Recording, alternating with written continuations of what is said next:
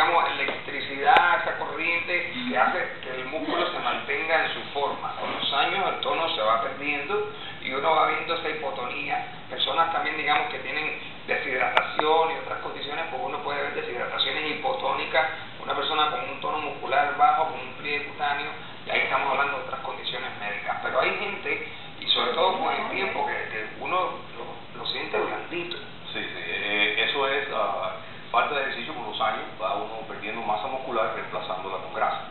Entonces es muy importante mantenerse haciendo ejercicio. Los músculos se pueden mantener jóvenes. Usted sabe, usted es un médico.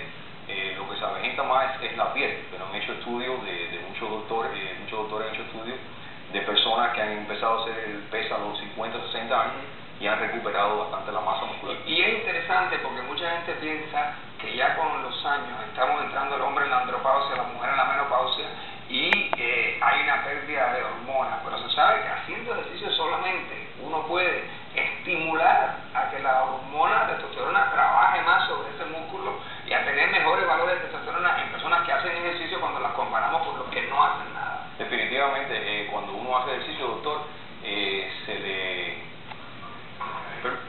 cuando uno hace ejercicio se le mantiene más tiempo el nivel de la testosterona, le baja con menos frecuencia. Entonces, por ejemplo, una persona de 40 años que tenga una forma, que haga ejercicio regularmente, especialmente ejercicio con resistencia, que es lo que te desarrolla los músculos, va a tener un nivel de testosterona mucho más alto que una persona que no hace nada o quizás simplemente ejercicio como aeróbico, pero no hace pesas o ligas. Sí, entremos en materia, porque normalmente uno hace ejercicio aeróbico o uno camina o corre para tratar de aumentar lo que es el ejercicio cardiovascular, para que cuando esté en reposo pues la frecuencia cardíaca esté en niveles mejores, haya vasodilatación. Es decir, el ejercicio cardiovascular lo que te ayuda a mantener el sistema completo, pero el tono muscular como tal, lo que lo mantiene, y la hipertrofia muscular lo que lo ayuda, como bien usted dijo, es las pesas o de bajo densidad o el ejercicio de resistencia. Sí, por ejemplo, yo le digo a muchos de los estudiantes míos, puede hacer pesas con máquinas, puede hacer pesas con lo que son dumbbells o barbells, que son pesas libres, o puede hacer incluso ejercicio con ligas como esta. Muchas de estas ligas tienen de 10 a 100 libras en resistencia. Wow. Entonces puede ser un atleta bien fuerte y todavía coger una liga y hacer. Sí, un buen régimen de ejercicio. Y las pelotas estas que son de peso, estas solamente son 5 libras. Una pelota que pesa 5 libras también la usan para sí, mucho para tonificar, pero las hay hasta de 50 libras. Se usa mucho en CrossFit. Okay. Ahora que mencionaste la palabra CrossFit, yo he tenido un poquito de dudas porque realmente el CrossFit es un entrenamiento de 45 minutos a 1 hora sin parar, cambiando. Entonces, uno lleva al organismo un ejercicio de aeróbico a anaeróbico, que es cuando la célula trabaja en ausencia de oxígeno. Y también sabemos que eso aumenta la acumulación de ácido láctico. ¿Cómo revierte uno eso después con el CrossFit? Bueno, es muy interesante, doctor. Lo que pasa con el CrossFit es que coge resultados rápidos. Entonces, el lactic acid burn, la quemazón que le da uno el ácido láctico, eso le pasa a todo el mundo. Hay personas que están en mejor forma y quizás tienen que hacer ejercicio bastante fuerte por 30 minutos para que le dé. Hay otras personas que después de los 2 o 3 minutos ya le dan. Entonces, lo que te hace el CrossFit es que te pone en mejor condición física, te demora más tiempo para que te dé la quemazón y entonces, por ejemplo, para los deportes va a ser mucho más efectivo.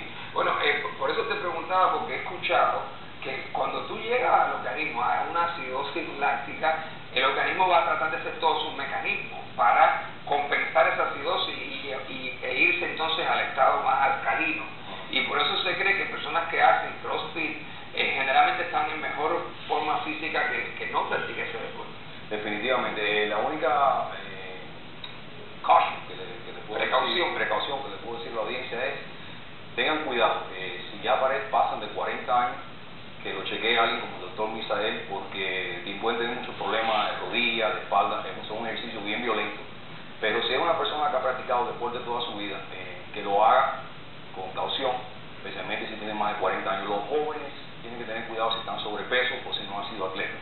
Conozco muchas personas que se han dañado las rodillas. Que se han lesionado. Y después, pues entonces hay que ir para el ortopédico. Pero definitivamente es importante, y me imagino también que los que son principiantes, cuando comienzan empiezan en ese tipo de entrenamiento, empiezan en un grado más ligero y van incorporando más actividades. Yo personalmente le doy CrossFit a muchos de mis estudiantes más jóvenes, pero yo le hago un background, o sea, le chequeo, le hago muchas preguntas para determinar su nivel atlético, qué tipo de ejercicio están practicando, y entonces normalmente lo que hago es que le doy un water down o un ejercicio un poquito más leve, que sean de CrossFit pero más leve, y entonces lo voy incrementando, depende de los resultados, y muy importante prevenir las lesiones. Ahora, tengo entendido que a ti, en lo personal como entrenador, te gusta más entrenar en los parques, que estar limitados digamos, a un lugar específico donde la gente va regularmente, uno, digamos, se suscribe en el gimnasio y a veces uno ni puede ir, pero los sábados, los domingos son días maravillosos para salir a hacer ejercicio. Me encantan los parques, y la razón por que me encantan los parques es que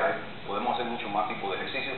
Lo mismo podemos hacer CrossFit, lo mismo podemos hacer bootcamp, lo mismo podemos hacer kickboxing, entonces tenemos más variedad y usamos las cosas que tienen los parques. Usamos los bancos, a veces usamos máquinas que tienen en los parques. Ahora está de moda las máquinas. Está de moda también ver en los parques esos como rieles donde la gente se puede colgar y hacer ejercicio con el cuerpo.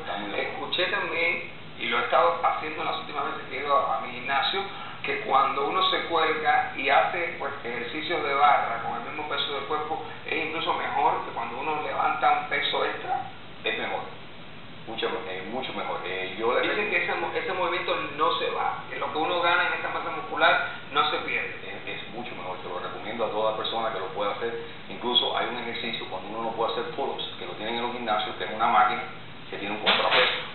Entonces, por ejemplo, si pesa 150 libras, solamente puedes levantar 110, le pones un contrapeso de 40 y puedes hacer los pull-ups. Y mucha gente que nunca en su vida han hecho pull-ups lo logra, pero hay otra manera de hacerlo. Puedes conseguir a alguien como yo, por ejemplo, un entrenador que te agarre la pierna, entonces te ayuda a subir. Otra cosa que se puede hacer es colgarse a la persona y aguantar por muchos segundos hasta que ya no puede más. Eventualmente van a poder hacer los pull-ups. Lo que es los pull-ups y las planchas son dos de los mejores ejercicios que pueden hacer. Recomendaciones nutricionales para cuando uno va a empezar en una rutina de ejercicio. ¿Qué comer antes y después?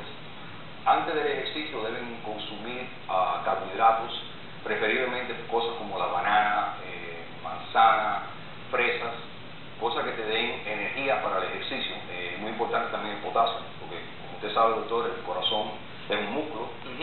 Los músculos trabajan muy bien con el potasio, cuando les falta tienen problemas.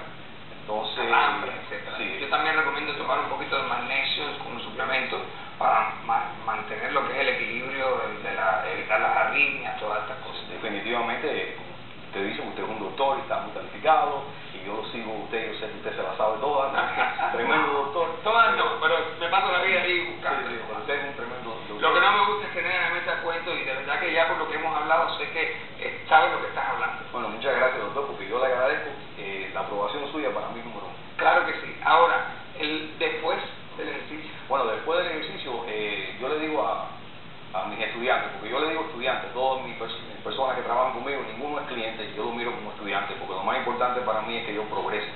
Si ellos no progresan, yo no estoy haciendo mi trabajo. Entonces yo lo que le digo, lo que tienen que hacer después del ejercicio es consumir proteína, porque si consumen proteína, el ejercicio le va a ser más efectivo, los músculos necesitan esa proteína, y que beban mucha agua también. Y fíjate, si sabes lo que estás diciendo, que si la sabemos que la digestión más lenta es la de las proteínas.